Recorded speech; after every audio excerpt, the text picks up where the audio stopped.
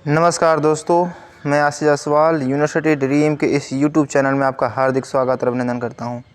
जैसा कि आप सभी को इंतज़ार था BBAU का कॉल लेटर, तो मैंने जैसा पिछली वीडियो में बताया कि जैसे कि LLB, LLM, BSc life science का कॉल लेटर आ चुका था। तो उस कड़ी में आप देखेंगे कि BBAU जो एक सेंट्रल यूनिवर्सिटी है, बाबा साहब भीमराव अम्बेडकर यूनिवर्सिटी जो लखनऊ में स्थित है, उसका B.Ed का जो कॉल लेटर आ चुका है। तो यहाँ पे देख सकते हैं B.Ed call letter for counselling for admission 2021 से 23 सेशन के लिए। ठीक है, तो जैसा आपको पता है कि B.Ed 2 साल का हो गया है, तो 2 साल का जो B.Ed है, तो उसमें आपको हम बताना चाहेंगे कि कितने सीट्स हैं, क्या फ़ीस है, डॉक्यूमेंट्स क्या लगेंगे, कैसे ओपन लिस्ट क्या होता है, वेटिंग क्या लिस्ट होता है, EWS क्या होता है, EWS वेटिंग क्या होता है। मैं सभी चीज़ों के बारे में आपको क्लियरली बताऊंगा। किस डेट पे कौन से डेट पे आपको जाना है, वेन्यू क्या रहेगा, ऑफलाइन ऑनलाइन जो भी मोड रहेगा, सभी चीज़ों के बारे में इस वीडियो के माध्यम से मैं आपको पूरी तरह क्लियर करना की कोशिश करूँगा। तो 1 बाय 1 मैं स्टार्ट करता हूँ कि पहले टोटल नंबर ऑफ़ सीट्स कितना है। तो 134 सीटें हैं, माफ़ी चाहूँगा 124 सीट है, 124 सीट है।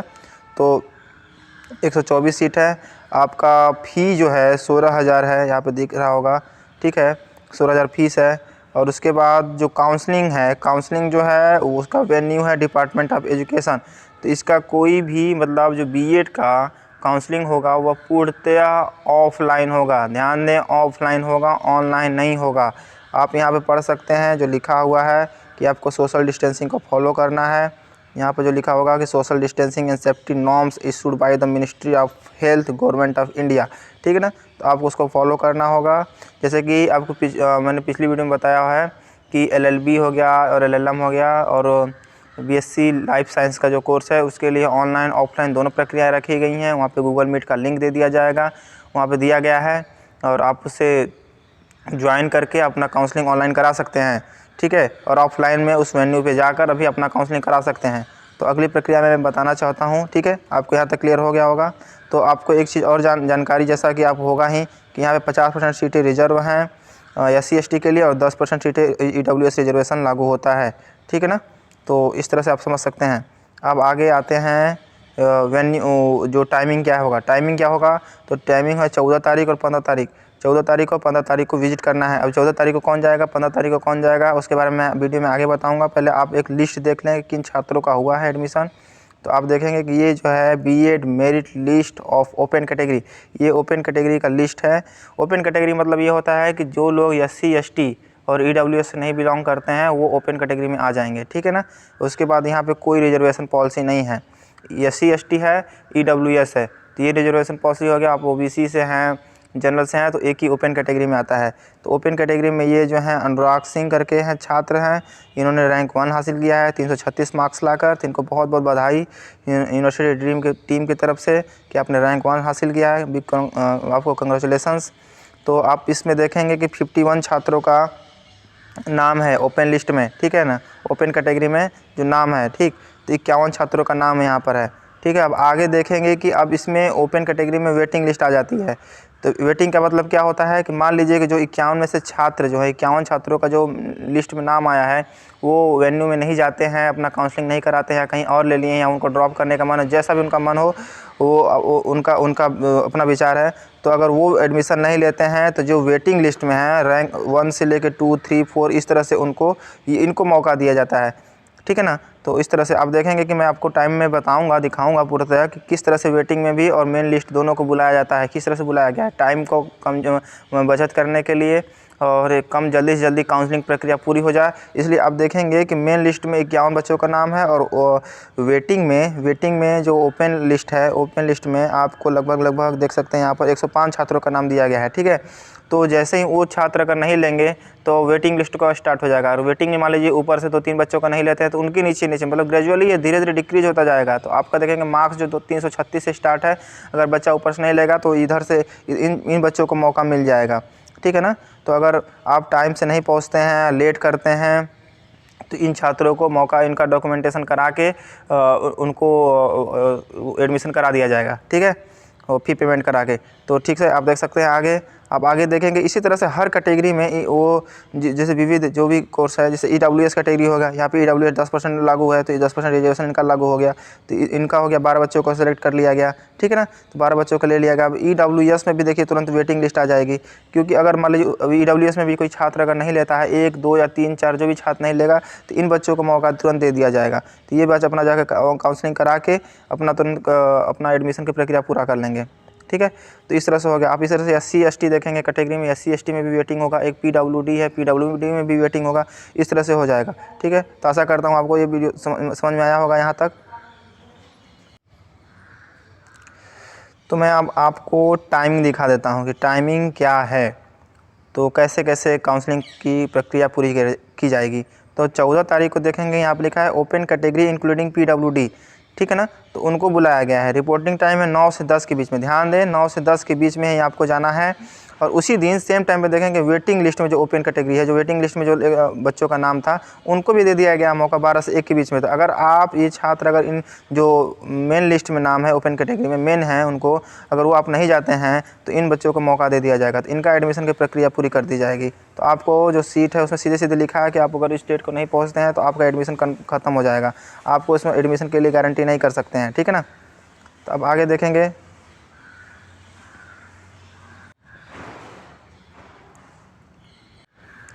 तो आगे आप देखेंगे कि जो हो गया EWS कैटेगरी में रिपोर्टिंग टाइम उनका वेटिंग लिस्ट के लिए हो गया 1 से 2 के बीच में, ठीक है।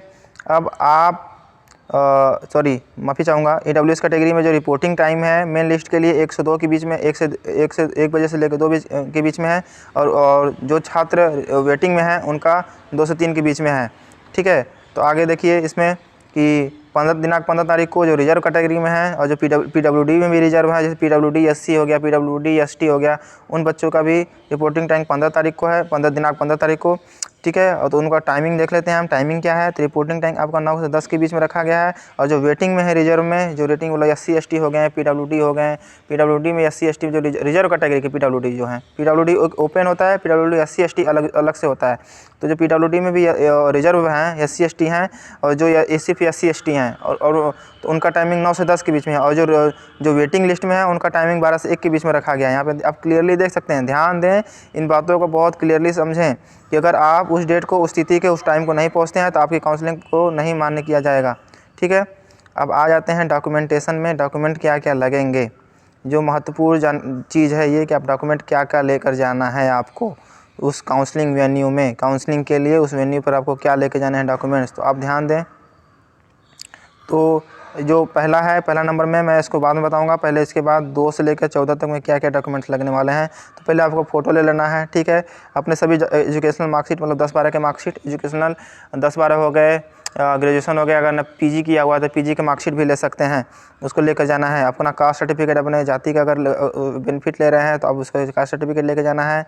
इनकम जो है इनकम सर्टिफिकेट लेके जाना है। EWS सर्टिफिकेट ले जाना है। अगर आपका गैप है, गैप के लिए मैं बता दूं कि अगर आपका 1 साल तक गैप रहता है तो बहुत सारी यूनिवर्सिटी इसके लिए एफिडेविट नहीं मांगती है, पर 1 साल से ज़्यादा अगर गैप होता है तो हर यूनिवर्सिटी आपका एफिडेविट लेती है कि आप 2 साल उस बीच में क्या कर रहे थे, तो आपको एक एफिडेविट बनवाना पड़ जाएगा। तो आप जल्द से जल्द बनवा लें।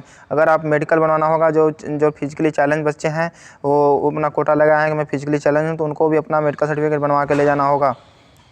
आगे आप देखेंगे कि मेडिकल फिटनेस सर्टिफिकेट है, ये आप जिले के अस्पताल से किसी से बनवा सकते हैं।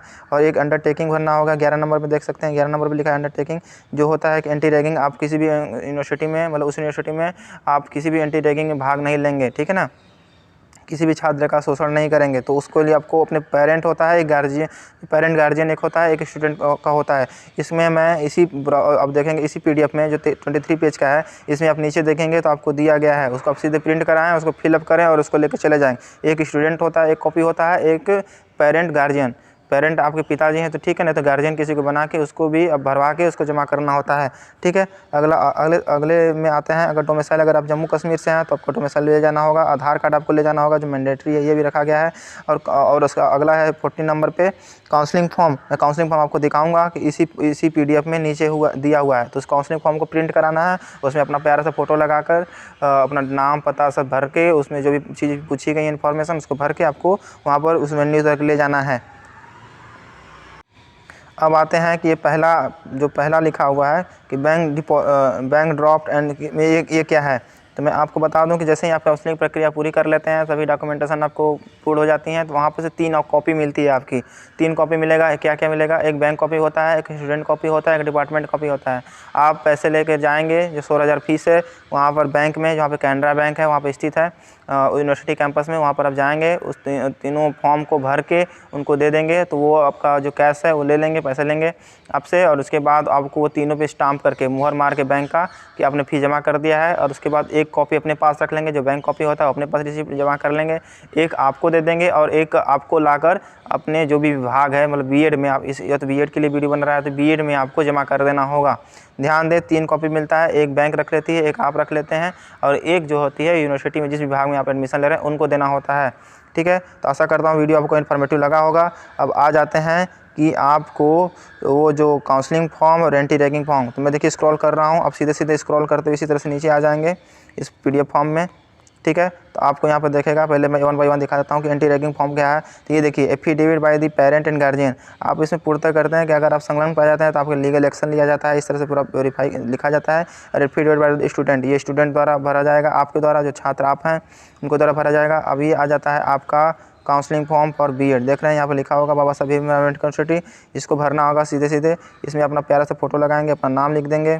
ठीक है, इसमें प्यारा सा फोटो लगा दीजिएगा अपना सुंदर सा, और इसमें अपना कोर्स का नाम, तो यहाँ बीएड भर दिया जाएगा, सेशन 21 से 23 भर दिया जाएगा, नेम ऑफ स्टूडेंट भर दिया, माता का नाम, पिता का नाम, एड्रेस, एकेडमिक क्वालिफिकेशन, ये सारी चीज़ों को भरते हुए आप भर देंगे पूरा, और इसको भर के रख लेंगे अपने पास। ठीक है, और वहाँ पर जाकर जमा करना होगा। और सभी जो डॉक्यूमेंट्स होंगे आपके, उसके 2-2 कॉपी आप करा लेंगे। ठीक है ना, तो ये आपकी सुविधा के लिए बताया जा रहा है। आशा करता हूँ वीडियो आपको अच्छा लगा होगा। अगर अच्छा लगा होगा तो इसको लाइक करें, सब्सक्राइब करें, और जो भी छात्र BBAU से जुड़े हुए हैं उनको भेजें, क्योंकि उनको पूरी प्रक्रिया बताया जाए, क्योंकि बहुत सारे बच्चे कन्फ्यूज हैं। और एक बात मैं लास्ट में पुनः रिपीट कर देता हूँ कि जिन बच्चों का मेन लिस्ट में नाम होता है उनकी एडमिशन 100% श्योर होती है, वो उनका सीट है, उनके जो मेन लिस्ट में है, तो आपने मेहनत करके लाया है, जो जितने अच्छे रैंक लाते हैं, तो इसलिए आपको मेन लिस्ट में रखा जाता है। जो बच्चे वेटिंग में हैं, जब मेन लिस्ट का बच्चा छोड़ता है तो अब आपको मौका दिया जाता है आपका एडमिशन के लिए। अगर वो 2 बच्चा छोड़ेगा अगर मेन लिस्ट से, तो आपको जो बच्चों को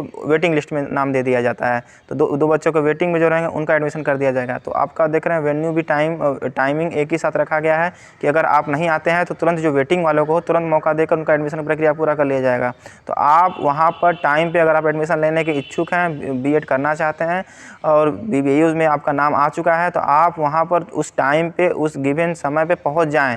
ये ना करें, टाल मटोल ना करें, अगले दिन जाने की कोशिश ना करें, नहीं तो आपकी पूर्णतः एडमिशन कैंसिल कर दी जाएगी, कोई मान्य नहीं होगा, आप कोई भी क्लेम नहीं कर सकते हैं, क्योंकि ये सीधे सीधे इसमें गाइडलाइन में लिखा हुआ है कि जिस टाइम पे बुलाया जाता है उसी टाइम पे आपको आना होता है। ठीक है, तो इसी के साथ वीडियो का एंड मैं करता हूँ। जय हिंद।